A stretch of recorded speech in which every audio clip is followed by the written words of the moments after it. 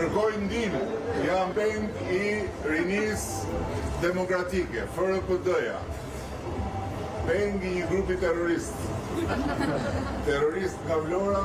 Duke përdorur disa të rinj vlonjat, kryeministri Edi Rama është përpjekur që t'i shes si të rinj të Forumit Rinor të Partisë Demokratike që janë bashkuar atij dhe Partisë Socialiste në zgjedhjet e 11 majit. Ka zgjatur vetëm pak orë ky manipulim i Edi Ramës, pasi kanë qenë të rinj të Forumit Rinor të Partisë Demokratike që kanë përgënjeshtruar kryeministrin, duke konfirmuar se ata të rinj nuk janë pjesë e FRPD-s. Ata që zoti Rama me patërpsin, peng të inferioritetit patologjik më shumë se sa të guximit politik, i identifikon si të rinj të strukturave të Forumit Rinor të Vlorës, janë në fakt të rinj të mbledhur lart e poshtë në përqoshet patronazhiste të Vlorës.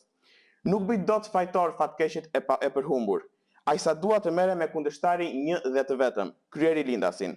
Zoti kryeministër, ke dal blof. Mirë që me peshën tënde nuk po shtyesh dot, po ç'ke që merresh me të rinjt.